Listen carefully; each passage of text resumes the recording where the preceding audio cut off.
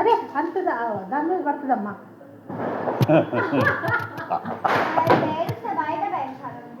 అదేం కాదు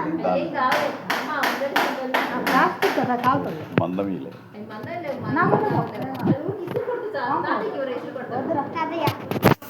నీ కొట్టాలనా? అది అక్కడ కాదు, అది నేలకు బలంగా కొట్టాలి. జారుడుగా కొట్టాను. జాగ్రత్త.